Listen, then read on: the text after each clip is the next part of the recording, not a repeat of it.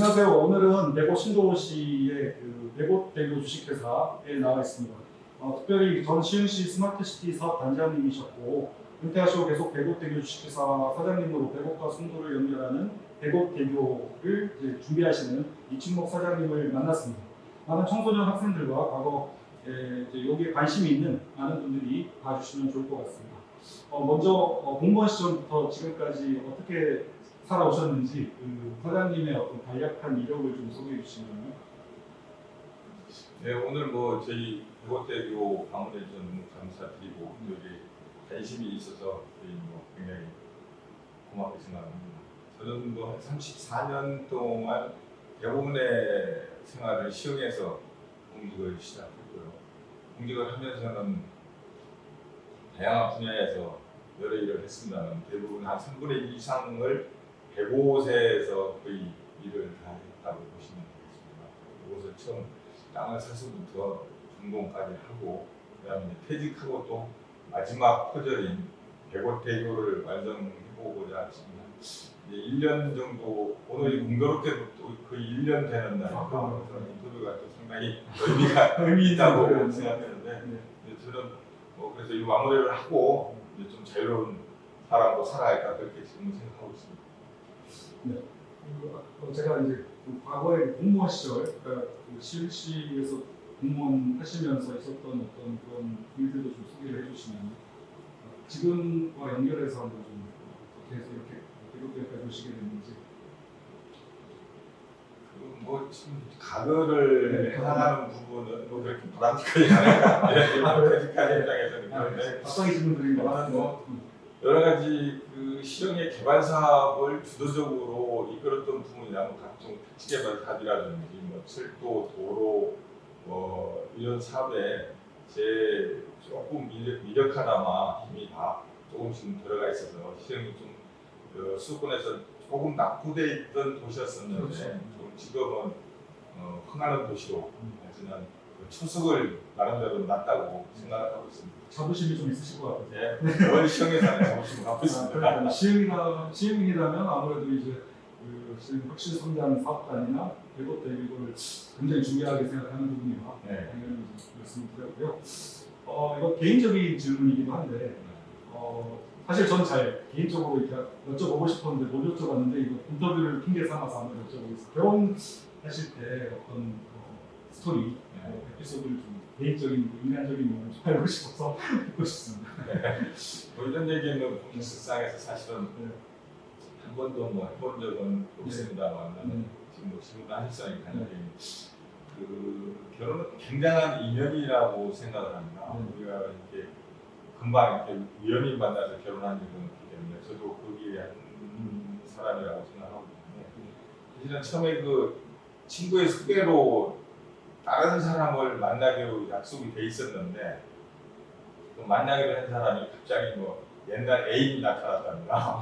그래가지고 그 다음날 약속 장소에 못 나오게 돼서 대신에 그 자기 친구를 내보내줘서 지금 와이프를 그때 이제 명동 싸구려 호텔에서 만나서 원래 예정된 인물이 아니라 그분의 그 친구가 친구가 나와서 저도 사실상 그냥 약속이 됐으니까 큰 의미를 두지 않고 나가서 이렇게 했었는데 그게 뭐 굉장히 또 인연으로 발전돼서 지금 현재는 뭐 30년 이상 잘 살고 있습니다. 가끔 SNS에 좋은 모습들 많이 보여주시고 계시네요. 감사합니다. 자녀분들 제가 이제 교육하는 직업에 종사하다 보니까 혹시 이런 것도 질문해야 될지 모르겠는데 자녀분들은 어떻게 교육하셨고 지금 어떻게 이제 어떤 일들을 하고 계시는지 혹시 여쭤봐도 될까요? 저는 자녀는 일남을 두고 있고요. 결국은 지금 다 성장해서 각자 나름대로 직장에서 지금 일을 하고 있고 큰 딸은 IT 회사에 근무하고 그다음에 아들은 지금 시험관에서 영업을 하고 있는데 남다른 소질이 있는지 시아공단에 거의 아이돌로 지금 30살인데 공단에 젊은 청년들이 없는데 굉장히 열심히 사람 열풍으로서 일을 열심히 하고 있어요. 나름대로 아버지로서는 자부심을 느끼고 있습니다. 지금 산업인력으로서 지금 시아공단을 이끌어가시는 네, 그래서 앞으로 시아공단의 최고 경영자가 되지 않을까 이렇게 나름대로 생각하고 있습니다. 자신봉사를 잘 지정해. 저는 애들을 좀 엄하게 키웠었습니다. 보수적이고 제 고향이 또 경북 상주라 이 보수적인 집안에서 좀 태어났기 때문에 애들 그다음에 나름대로 또 애들을 강하게 압박만 한 것이 아니라 옛날에 제가 이제 종교적으로 우령 큰 스님이라는 분의 설법을 들은 적이 있는데 그래서 부모가 자식한테 무조건 봐달라고 강요해서는 되지 않는다. 부모도 자식을 존경해야 된다. 뭐 이런 말씀을 하시면서 매일 아침에 일어나면 부모하고 자식들 간에 절을 3번씩 해라. 그렇게 되면 서로가 존경심이 생길 것이다. 그래서 저는 어릴 때부터 저희 집사람하고 저하고 애들하고 매일 맞절을 아침에 일어나자마자 했었습니다. 이게 실제 상황인가요? 네, 실제 상황. 지금은 아닙니다. 애들이 어느 정도 성장할 때까지는 그거를 계속 꾸준히 해서 나름대로 그 인격 형성에 부모들 좀 존경하는 부분도 부모 입장에서는 애들도 사랑하고 이런 부분 이런 게 좀 밑바탕이 돼서 저희 가족 4명은 아직도 지금 무척 행복하게 잘 살고 있습니다. 갑자기 든 생각인데 이게 약간 청학동 교육 같은 약간 예의 범절 어쨌든 중요한 거예요. 그런 게 아주 밑바닥에 깔려있던 부분이 또 자기네들의 인성이 확보되는데 중요한 역할을 하지 않았을까 그렇게 생각하고 있습니다. 개인적인 질문도 제가 이렇게 포함시켜서 질문 드리면서 이제 본격적으로 그 백옷 대교와 관련된 질문을 좀 드리고 싶은데요. 사실 요즘에 뜨고 있는 그 주제 중에 하나가 이제 공유라는 개념이에요. 그러니까 공유 경제 들어보셨죠? 그 하버드 대학교 그 레시 교수가 처음으로 이걸 사용했다고 하는데 그 우버 택시처럼 그 하나의 그 상품을 여러 사람이 공유해서 사용하는 것. 자기 소유라기보다는 함께 이용하는 개념으로만 이제 발전되고 있는데 그 공유하는 개념으로 봤을 때 지금 저희 그 학교나 교육 현장에서는 이제 공간 혁신이라 그래가지고 과거에 그 수업 교실 한 곳에서 이루어졌던 것이 이제 교과 선택제가 되면서 교실을 다양한 그 수업 공간이 가능하게끔 혁신하고 그다음에 교육청을 통해 가지고 연결시키는 작업을 하거든요. 근데 제가 이렇게 느낀 것은 뭐냐면 이 백옷 대교라는 것이 사실은 승부와 백옷을 연결하잖아요. 그래서 그 두 생활권과 두 개 생활권이 가지고 있는 가치를 연결해서 시너지 효과를 가져오는 어떤 그런 기반 시설로 보거든요. 그런 측면에서 지금 사장님이 보시는 이 백옷 대교가 어떤 공간 혁신의 개념 아이콘으로 등장할 수 있는지에 대해서 좀 설명을 해주실 수 있을까요? 네, 우선 그 백옷대교 간략하게 그동안 그 재원이나 이런 것에 대해서 말씀을 드리겠습니다. 일단 백옷대교는 총 길이가 1.89km고 총 사업은 한 1904억 정도 됩니다. 1904억. 그리고 이거는 순수 민간 투자 사업으로서 재정이 뭐 시에서 재정 지원이 전혀 없고 BPO 방식으로 진행됩니다. 우리가 이제 공사를 하고 나면 바로 시에가 귀찮아고 해서 그다음에 나머지 30년 동안 운영을 하는 그런 식으로 진행이 되는 사업이라는 말씀을 드리고 그 인간이 태어나서 많은 물건을 만들었습니다. 그 중에서 가장 혁신적이라고 저희가 생각하는 것은 바로 교량이라고 생각을 합니다. 교량이 특별히 다른 그 생산품이나 그 물건보다 더 혁신적이라고 생각하는 이유가 있으실까요? 그게 우리가 이제 그동안에 쓰는 강이나 뭐 바다나 이런 데를 다닐 때는 대부분 뭐 배라든지 이런 이용을 하는 거는 누구든지 한 번도 그런 생각을 저기다 다리를 놔야겠다는 생각을 하지 않았던 부분이 있었고 가장 지금 우리나라에서 세계적으로 유명한 샌프란시스코 건문교 같은 경우도 1919년부터인가 그게 이제 얘기가 돼서 37년도에 중공이 났는데 모든 사람이 되지 않을 거라는 생각을 했던 부분인데 한 그 세계다가 꾸준히 누르고 있는데 지금은 세계의 그 관광지가 됐던 부분이기 때문에 샌프란시스코하고 뭐 랜드마크가 됐던 부분이기 때문에 이런 쪽으로 봐서는 아무도 생각하지 않은 이런 부분이 1919년도부터 혁신적으로 생각을 했었다. 그리고 지금 우리나라도 보더라도 뭐 한강에 있는 다리라든지 그다음에 우리가 얼마 전에 한 천사대교 같은 부분은 굉장히 관광 자원으로 활용할 수 있고 그다음에 1시간씩 또 돌아다니던 부분이 가볍게 짧게 갈 수 있기 때문에 우리가 환경적으로도 CO2 절감이라든지 이런 부분에 또 기여를 할 수 있는 부분이고 이런 게 경제적인 문제라든지 환경 문제라든지 이런 것을 다 해결할 수 있는 부분이 바로 혁신 아이콘이 교량이 아닌가 이런 생각을 개인적으로 해봅니다. 어떻게 보면 되게 상징물로서 달이라는 것이 그 연결 사회, 앞으로 이렇게 뭐 메가시티 뭐 이러면서 모든 것이 연결되고 공유되는 어떤 사회의 어떤 상징적인 기념물이라고 그렇죠. 생각했거든요. 근데 이게 총 아까 1.89km의 왕복 4차선 교량이잖아요. 그러면 이 사업비가 민간으로해서 순수하게 충당이 됐다고 했으니까 아까 그 사업비 충당했던 민간업자 컨소시엄에서 현대 엔지니어링 같은 회사들에서 이걸 운영을 하고 어느 정도 기간이 지나서는 시에다가 이제 위탁 네. 하는 방식이잖아요. 근데 처음에 어느 정도 기간을 그 민간 사업자에서 운영을 하는 겁니다. 이게 30년이에요. 30년 이후에 위탁이 돼요. 네. 그렇게 말씀하신 거고. 선생님께서 이제 그 제가 아까 연결 사회를 좀 약간 거시적인 측면에서 얘기했지만 사실 그 송도도 그렇고 대구도 그렇고 각각의 도시의 특성이 있잖아요. 지금 사장님이 생각하실 때 이 대구 신도시를 초안을 하시면서 생각하는 이 대구 신도시만의 가장 중요한 특징은 송도와 비교해서 좀 다르잖아요. 물론 비슷한 점이 있는데 그거를 좀 말씀해 주실 수 있을까요? 대구 신도시만 가지고 있는. 그러니까 지금 뭐 이렇게 사장을 하면서는 제가 이제 또 송도하고 인천을 자주 다니다 보니까 그쪽에 또 많이 하시죠. 저는 송도 국제도시가 네. 사실은 참 잘 돼 있는 도시라고 봅니다. 네. 그리고 대구 신도시가 송도 국제도시를 따라갈 수는 없다고 뭐 솔직히 대구 신도시를 만드는 사람한테 인정할 걸 인정해야 되는 부분이라고 생각합니다. 연적도 다르죠. 네, 여러 가지 그다음에 기반시설이나 이런 규모 사이즈 면에서도 우리가 훨씬 작기 때문에 네.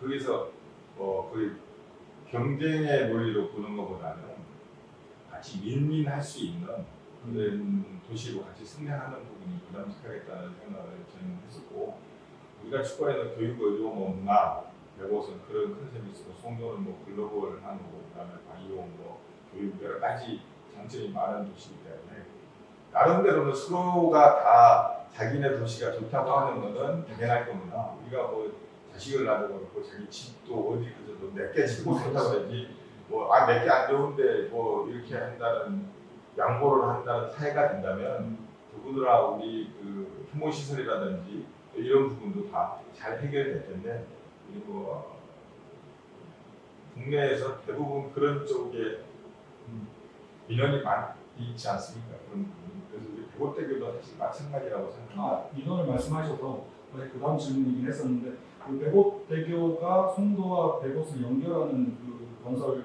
현장이기 때문에 당연히 송도 주민들하고 백옷 주민들의 의견이 조금씩 달라요. 그리고 그 각각의 단체들의 생각과 경기도의 생각 이런 것들이 좀 차이가 있을 수 있는데 제가 최근 그 경인일보 6월 16일자 기사를 보니까 백옷대교를 시도 노선 지정을 받아야 되는 2020년 10월에 신청을 했더라고요. 근데 이게 또 경기자유교육청에서 경제자유교육 기반시설로 반영을 해야 되는데 2021년 1월 1일부터 협의 중이고 이렇게 하는 게 좀 아직 지지부진한 이유가 고장 톨게이트에서 이제 제삼명인고속도로 요금을 냈잖아요. 그래서 이거의 사업자를 좀 보호하기 위해서 경기도에서 좀 약간 좀 이론적으로 하는 게 아니냐 이런 얘기들도 좀 나왔었고 그다음에 이제 두 번째가 백옷 쪽보다 송도 쪽에 이제 람사르 습지 보존 대책위원회 이런 단체들에서 그쪽에 이제 그 지도를 보시면 이 그림을 봐도 이렇게 휘어져 있는 부분을 좀 피해갔다고 그러니까 말씀을 하신 것 같은데 그 람사르 습지 지역을 훼손할 수 있다 환경 문제죠. 그래서 그 두 가지 때문에 지금 좀 약간 늦춰지고 있다 이런 내용의 보도가 있었는데 여기에 대해서 혹시 최근에 어떤 변화가 있습니까? 네, 어디든지 이렇게 사업하다 보면 그 환경 문제는 기본적으로 부딪히게 마련이라고 생각하고 환경 영향 평가를 하죠. 그리고 어떤 사업자든 누구나 간에 환경을 훼손해서 사업을 해서는 안 된다는 게 저희 기본 생각이고 저희도 그렇게 하고 보존할 수 있는 건 보존하고 그다음에 막 훼손이 된다면 그에 대한 충분한 대책을 강구해서 사업이 진행되는 그 원론적인 얘기를 말씀을 드리면 그다음에 지금 경기도에서 시도노선 지정을 저희가 신청했는데 좀 오래됐는데 아직 안 해주고 있습니다. 사실 솔직히 말씀을 많이 했는데 뭘 안 해주겠다는 뜻은 아니고 지금 사업시행자인 제3경무도 주식회사하고 협약을 해와라. 근데 이제 저희는 그 우리 백옷대교가 제3경무소의 경쟁 노선이 아니다. 여기 약간의 견해 차이가 있습니다. 그래서 저희가 이제 충분히 검령 시위도 하고 오늘 자문도 받아서 그런 내용을 경기도에다가 제출했습니다. 근데 경기도에서도 그 내용을 가지고 좀 법적 검토해서 우리한테 회신을 하겠다. 그런데 그 법적 검토하는 시간이 조금 많이 걸려서 저희가 이제 구글에서 보도가 된 것 같더고요. 그렇지 않으면 저희 나름대로 또 우리가 뭐 법제처라든지 이런 데다가 또 의뢰를 해서 명명백백하게 규명을 해서 뭐 경기도도 피해가 없고 그다음에 우리 시험도 피해가 없고 주민들의 혜택이 갈 수 있는 그런 아주 좋은 모양새를 지금 돌출하려고 지금 고통을 겪고 있는 거라고 생각하시면 될 것 같아요. 저의 생각은 시도 노선 지정도 빠르면 이달이나 다음 달 초에는 결정되지 않을까 그렇게 지금 보고 있고 그다음에 좀 경기 경제 자유구역 관련해서도 추가 노선 지정하는 부분도 환경 영향 평가하고 결부돼 있습니다. 지금 환경 영향 평가 진행 중인 네, 저희가 이제 진행되고 있는데 그 105세에 이제 경장구역 지정되면서 옛날에 환경 영향 평가 받았지만 추가 편입되는 건 안 받았기 때문에 계란이 먼저냐 닭이 먼저냐 이런 논쟁이 좀 있어서 제 입장에서는 지금 105대교에 환경 영향 진행되고 있으니 조건부로 기반시설 지정을 해주면 여기에 대해서 뭐 우리가 환경 영향가 부결된다면 그것도 못하는 거니까 그런 유연성을 발휘해서 경기도 입장에 좀 긍정적인 검토를 해주면 좋겠다. 그래서 우리가 경장구역 기반시설로 지정이 된다면 국가사업으로 받을 수 있는 부분이에요. 지금은 순수 민간 사업인데 그렇게 되면 남사로 습지를 통과하는 것도 국가사업이면 좀 더 유연해질 수 있다. 그래서 지금 우리가 민자사업하고 국가사업을 투트랙으로 진행을 하다 보니까 일반 사람들은 경장구역 기반시설이 안 되면 그것들이 무산되는 거 아니냐 이렇게 생각할 수 있는데 절대 그건 아닙니다.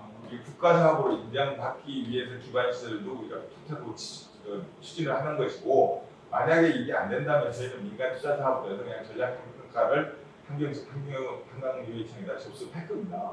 그래서 그 결과에 따라서 사업은 진행이 될 것이고 그래서 우리가 내년 2월 달까지 협약 기간이니까 그 전에는 이 부분을 마무리 짓게끔 추진할 계획으로 있습니다. 그래서 그 인천적인 남산호 습지 부분도 습지 보호위원회 1차를 했었습니다. 거기서도 그 습지 항구적인 대책을 어떻게 할 것이냐 이런 논쟁이 있어서 그게 이제 대체 습지입니다. 그래서 습지가 없어지는 것만큼 오히려 대체 습지를 하겠다. 우리가 여기 보시면 습지가 없어지는 여기만 없어지면 시험 쪽에 대체 습지를 우리가 지금 한 20만 평을 만들겠다. 근데 이 대체 습지랑 원래 습지랑 또 다른 거 아닙니까? 습지는 거의 비슷합니다. 근데 뭐 실질적으로 여기도 다 갯골도 다 습지 부분인데 남산읍 습지라는 건 이미대로 이렇게 지정을 해놓은 거지 뭐 여기는 남산읍 습지가 안 되고 여기는 남산읍 습지가 틀린 건 아닙니다. 이 소래 갯골 다 습지인데 지정만 해놓은 것 뿐이니까 여기 없어지는 것만큼 추가로 지정한다면 환경단체가 주장하는 부분은 훨씬 더 좋을 것이고 우리 시는 여기를 전체로 다 습지를 지정하고 싶지만 또 여기 항만구역으로 지정이 되어 있습니다. 지금 105 쪽이 항만구역. 네, 항만구역. 그래서 이제 그 중첩대생과 항만구역에서는 나중에 개발이 될 수도 있다. 뭐 이렇게 해가지고 지금 논쟁이 있어서 그 없는 20만 평 정도를 지정을 하게 되면 습지 부분도 습지위원회에서도 그럼 어느 정도 긍정적인 효과를 저희가 낼 것으로 생각을 하고 있고 가장 좀 중요한 문제가 저세 문제인데 여기 남동 유수시에 이제 저세가 산란화돼가지고 이제 여기서 먹이 채취를 하고 그다음에 강복지로도 가고 이런 길을 하고 있습니다. 그래서 우리가 저세 보호 관련해가지고도 공주대학교에다가 우리나라 또 이 새는 옛날 유무부교사 했었는데 지금은 뭐 공주대 조 교수님 최고 권위자시네. 권위자시다 거기다 우리가 의뢰해서 이런 부분에서 보호를 어떻게 할 것이냐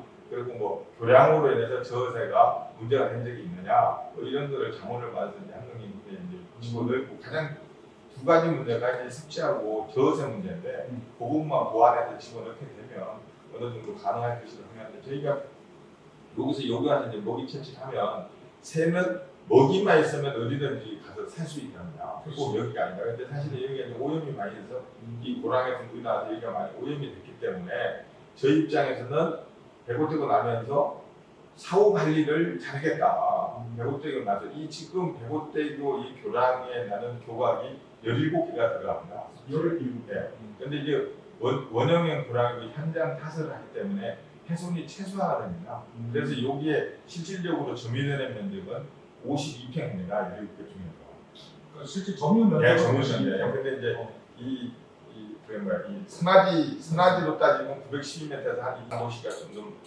좋아지지 않을까. 그래서 좀 시민들도 좀 이해를 하고 우리가 그 갤럽에 조사를 했는데 평균적으로 개발의 한 88%는 양도시가 찬성하는 수 그렇게 조사는 88%. 양쪽 중에 100곳, 송도 중에 뭐 100곳, 150 정도는 없죠. 네. 네. 그리고 그 아까 제가 좀 새롭게 알게 된 투트랙은 제가 놀랐거든요. 네. 사실. 근데 국비를 하느냐 민자로 하느냐 이거에 대한 차이 때문에 어떤 그 진행 그 절차가 좀 딜레이되거나 그럴 가능성은 없나요? 둘 다 똑같이 그거는 지금 만약에 이게 우리가 경작의 기반시로 지정이 되더라도 네. 국비료는 바로 받는 것은 아니고 네. 일단 지정이 되게 되면 중복 결정이 되는 겁니다. 네. 도시에 대한 그 경작의 기반시도 되고 우리 도로법에 의한 민자 사업이 되기 때문에 민자 사업은 그대로 진행이 될 것이고 지금 그 일산대교 관련해서 통행 문제가 많이 발생되고 네, 있어서 그렇죠. 이재명 지사님께서 재정 사업을 하는 게 어떠냐 이런 얘기였는데 지금 현재 재정 사업으로 한 여러 번 인천시나 경기도나 시흥시나 하기 어려운 문제이기 때문에 지금 이런 민자 사업을 좀 활성화시키는 부분이 대신 뭐 경제적으로 좋지 않을까 하는 생각을 저는 갖고 있고 그래서 요 이제 기반시로 지정이 되게 되면 국비를 한 50% 정도 받을 수 있습니다. 기반시로 되면 50%? 50% 받을 수 있으면 우리가 이제 이 사업을 하고 나서도 만약에 이 사업이 이제 승인 나고 나서도 그 국비를 받게 되면 파이낸싱 다시 이렇게 조정을 하면 됩니다. 그렇죠. 그러면 지금 현재 그 1,295원 정도 돼 있는 요금을 다운시킬 수 있는 겁니다. 만약에 50% 다운을 시킨다든지 이렇게 되게 되면 민간 사업자는 돈이 덜 들어갔기 때문에 50%는 받고 주민들은 재정 사업이기 때문에 양쪽에서 통행료가 낮아지면 실질적으로 모든 것은 경기도민이나 인천시민이나 대한민국 국민들이 혜택을 받을 수 있기 때문에 이 투테로가 가는 부분이 결코 뭐 민간 사업자한테 유리하다 이런 부분이 아니라 결론적으로는 시민들의 혜택을 위해서 저희가 진행하는 거라는 걸 분명히 말씀드립니다. 그러네. 톨비가 지금 고전 톨게이트 같은 경우에 지금 통과할 때 요금의 절반 정도 된다면 이제 파이낸싱을 같이 일으켜서 우리가 그렇죠.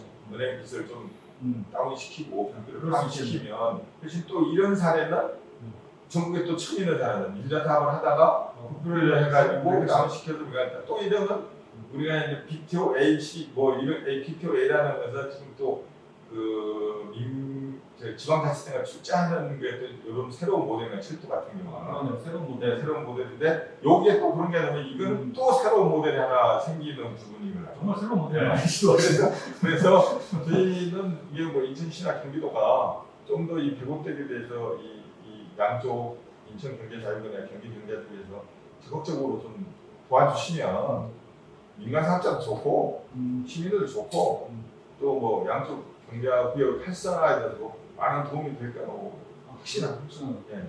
이재명 지사님 좀 도와주십시오.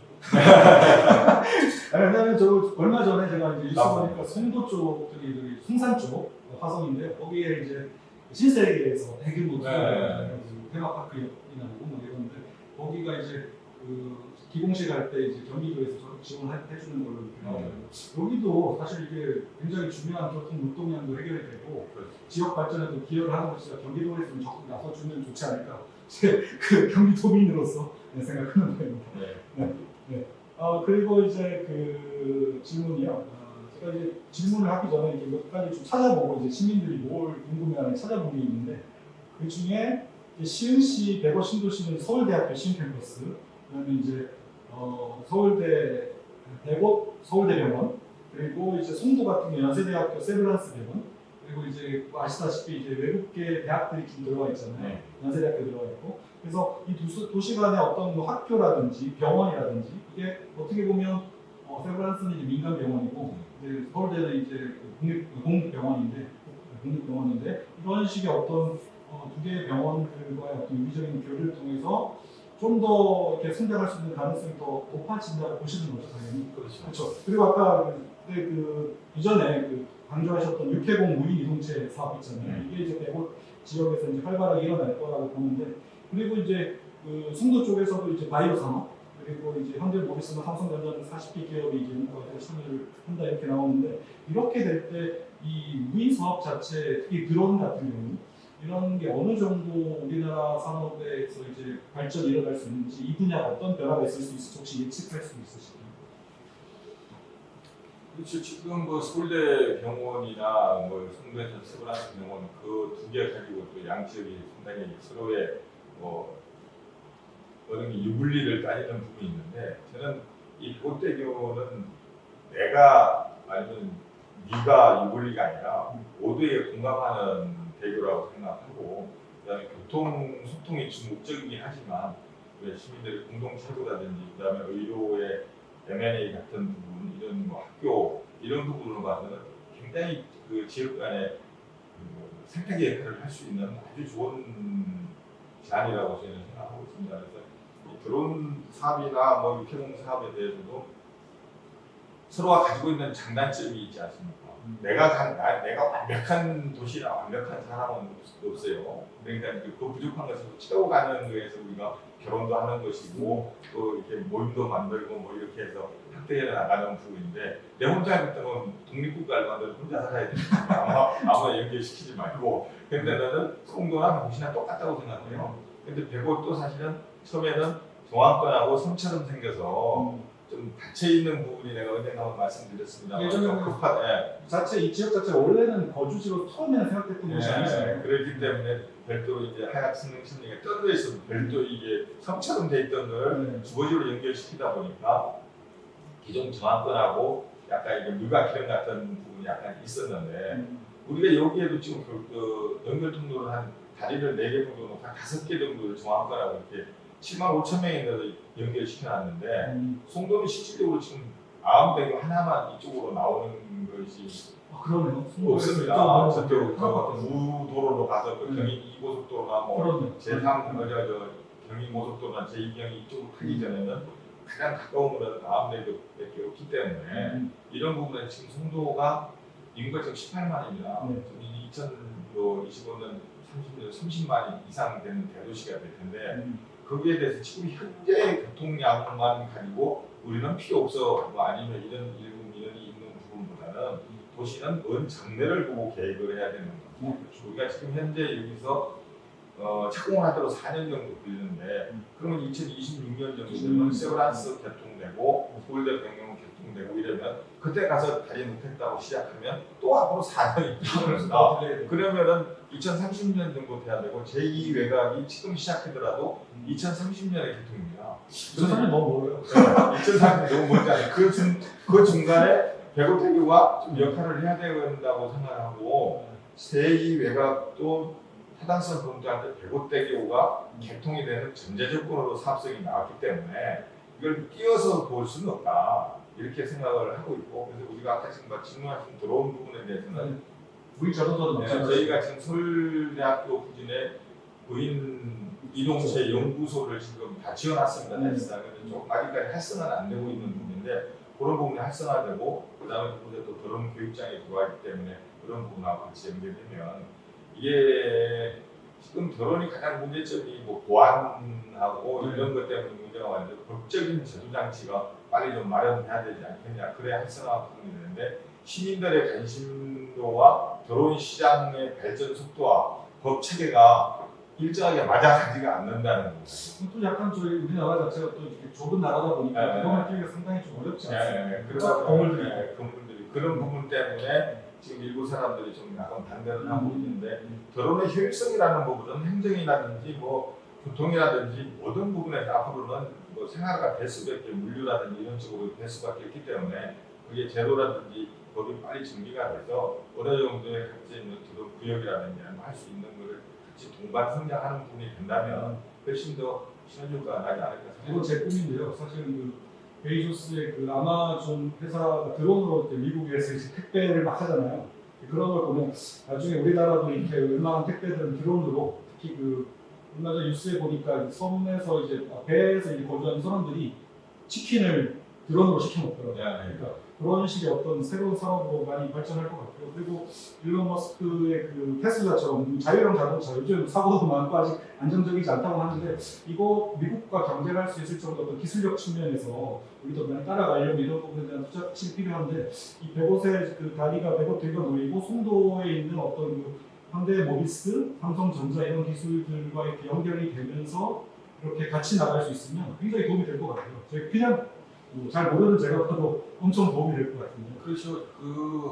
제가 저기 경자부여 우리가 경기능력 추가 지정할 때 네. 지금 말씀하셨던 부분이 그 심사위원들한테 많이 어필이 됐습니다. 됐습니다. 네. 우리가 지금 VCT라고 빛걸 이렇게 해서 중앙역 뒤에 한 60만 평 개발하려고 지금 예정하고 있는 지역이 있지 않습니까? 네. 그쪽 부분에 대해서 우리가 추가 지정을 하려고 했었는데 일단은 서울대하고 부지하고 R&D 부지만 지정하고 거기에 개발 속도라든지 시너지 효과를 봐서 그쪽도 추가 지정하겠다는 게 이제 산자부 입장이 있었기 때문에 그리고 지금 말씀하신 대로 송도의 그런 그 연구단이나 뭐 이런 부분하고 우리 또 생산 기지가 시야공단에 많지 않습니까? 그렇죠. 막 19,000개 정도 뭐 이런 공장들 그다음에 인력 수급이라든지 이런 부분이 같이 조인이 돼야지 되고 그러면은 이쪽이 뭐냐 석판교 동판교처럼 이쪽에 석판교처럼 이 다시 밸리가 형성되는 새 골든 골든 코스터의 중심으로도 될 수 있는 부분도 되고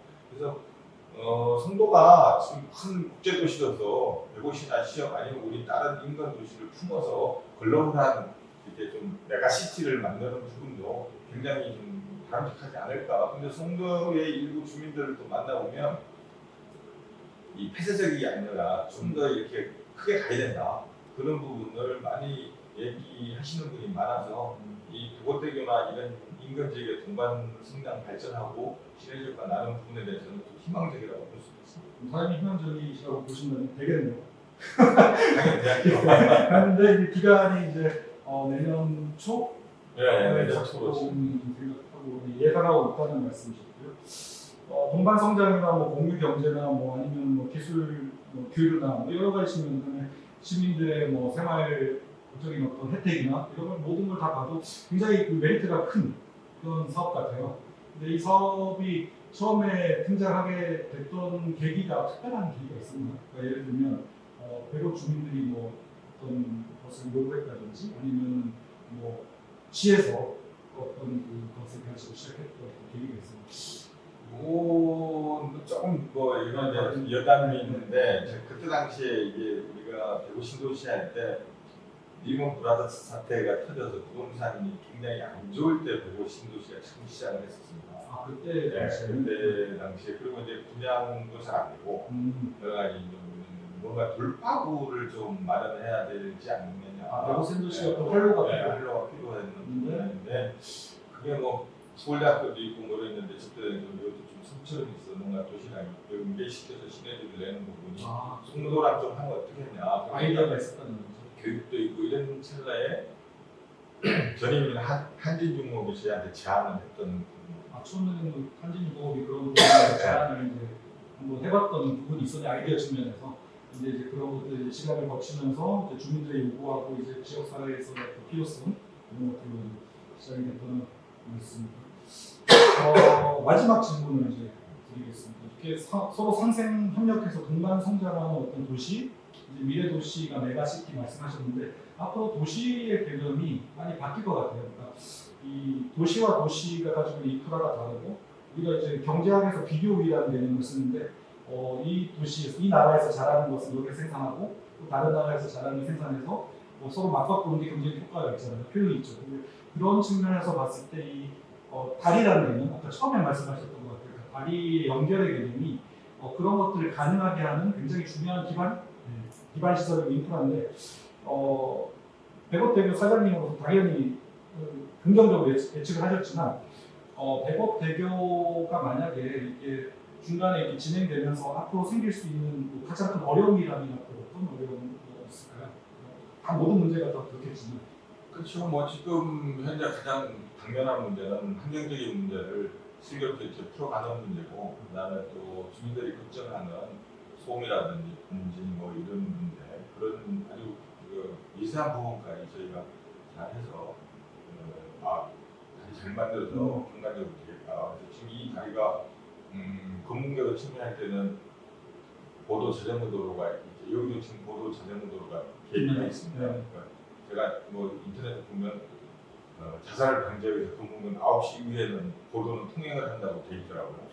근데 저희는 또 자살 방지에서 난간이라든지 이런 게 이렇게 밖으로 안 나가고 안으로 이렇게 설계 자체를 그런 쪽으로 그런 것도 안전 설계를 안전 설계를 해서 많이 개선했고, 그다음에 또 야간 경관이나 그다음에 여기서 뭐 여러 가지 사업할 수 있는 전방이나 전망 이런 것까지 많이 설계에 반영을 해서 기존에 우리가 생각하고 있는 그런 다리보다는 좀 이쁘고 관광적인 명소, 양쪽 도시가 랜덤화가 될 수 있는 그런 쪽으로 생각이 들 거라고 생각하고, 지금 환경 부분은 저희도 말씀드렸습니다만은 사후 관리 차원에서 지금보다 더 잘 될 수 있도록 저세라든지 뭐 다른 동식물들이 잘 번식할 수 있도록 저희가 배고들 운영하는 기간만큼 거기하고 기부를 한다든지 뭐 이런 걸 한다든지 이런 쪽으로 좀 더 접근을 해서 일방적이지 않는 경찰과 협의를 해서 좋은 돌파구를 만드는 게 중요하다고 생각합니다. 혹시 환경 영향 평가 결과가 언제쯤까지 나올까요? 지금 현재 전략의 평가 초안을 저희가 접수를 해서 거기서 일부 보완이 좀 나온 게 있는데, 그거를 보완을 해서 이제 뭐 노선을 좀 검토를 해라, 그다음에 저것은 어떻게 할 것이냐, 해저 터널을 검토해라, 뭐 이렇게 했는데, 해저 터널 이런 부분은 환경적으로 더 문제가 심각해서 그 부분은 뭐 학계에서도 아예 그런 논의거리가 되지 않아서 일단 가장 중요한 문제가 이제 습지 문제하고 그다음에 저것은 문제, 이런 걸 충분히 보완을 해서 다시 올리는? 다시 이제 본안을 초안을 했던 거를 본안을 했는데, 지금 한 10월 정도에 본안을 접수시켜서 지금 추정은 한 1월 정도에 좀 1월 정도 이제 본안 승인이 되는 쪽으로 그게 승인이 돼야 이제 실시의 인가를 받고 그러면 다 끝나는 겁니다. 그래서 다른 부분은 다 거의 다 발표가 되고 환경 영향 평가 본안만 통과되면 되니까 거기에 집중해서 저희가 진행을 했습니다. 오늘 저기 바쁘신 와중에도 백업대교의 지금 현안에 대해서 설명을 해주셨는데 저도 사실 많이 배웠고요. 백업대교에 대해서 그냥 궁금하다라고 생각하는 시민분들도 궁금하시면 언제든지 이렇게 문의드리면 되는 거죠. 지금도 뭐 많이 오고 계시고, 근데 좀 뭐 불안하게 코로나 때문에 저희가 지금 코로나 백신을 저는 이제 지난주에 맞았고요. 지금 맞으셨죠? 전 두 번. 저는 한 번 맞았고, 그래서 코로나를 예방하는 측면에서 저희가 안전 방송을 하고 있다는 것을 다시 한번 말씀드리면서 우리 사장님하고 저희 백업 시민으로서 같이 백업 대교가 잘 되는 쪽으로 우리 힘차게 이제 파이팅을 하면서 마무리하고 하여튼 뭐 저도 마무리 얘기를 한마디 하고 마무리 말씀 못 들었습니다. 마무리 말씀 하는데, 이게 지금 먼 장래를 보고 우리가 이제 도시를 기반하고 계획하고 만드는 부분이기 때문에 이 백오대교도 우리가 어릴 때 이 시골에 자랄 때 보면 내과에 저기 다리 하나 났으면 빨리 갈 수 있는 걸 많이 했던 경우가 있는데, 여기도 지금 이제 우리 서울대학교나 인천에 여러 뭐 인천대학교, 연세대학교, 뭐 인하대학교, 뭐 많은 대학교가 있고, 또 시흥에 있는 그 학생들이 그쪽으로 대학교도 갈 수 있고, 지금도 학교가 대학이 한국 가기를 그다음에 또 인천에 있는 사람들도 이쪽으로 올 수 있는 부분인데, 거기서 지금 그런 얘기해요. 누가 엄마 아빠 왜 옛날에 이쪽으로 다리 하나 낳지 왜 다리 안 나서 내가 1시간씩 돌아다녀야 돼, 이런 얘기를 들을 수 있다. 그러니까 지금 진행될 때 우리가 잘 이렇게 협의해서 백오대교가 나오면은 훨씬 좋지 않을까 이런 생각을 갖고 있고, 그다음에 또 송도의 장점과 시흥의 장점, 그다음에 여러 가지 관광이라든지 의료라든지 교육이라든지 뭐 바이오라든지 이런 부분에 대해서는 누가 얘기하지 않아도 다 알고 있습니다. 저 다리가 필요하다는 건 다 알고 있으면서도 약간 부정적인 얘기를 해야 이슈 파이팅이 되는 것처럼 느끼는데 저는 그렇게 생각하지 않습니다. 이제 세상이 변하고 IT 시대가 바뀌는 4차 산업 시대입니다. 좋으면 좋다, 싫으면 뭐가 싫다, 이렇게 분명히 해서 이 사업에 이 발목을 잡는 이런 일은 누구도 없이 잘 사업이 진행돼서 마무리되고, 저도 백오 시민으로 돌아가고 싶은 마음이 있다는 걸 다시 한번 말씀드리면서, 백오대교 건설이 좀 오래돼야 사장님의 임기가 오래 지속되는. 그건 뭐 상관없이 저는 뭐 빨리 완성돼서 시민들이 편하게 다니면 좋겠다는 알겠습니다. 농담이었고요. 어쨌든 긴 시간 동안 백오대교 현안에 대해서 브리핑을 해주신 우리 백오대교 주식회사 이춘목 사장님께 진심으로 감사드리고요.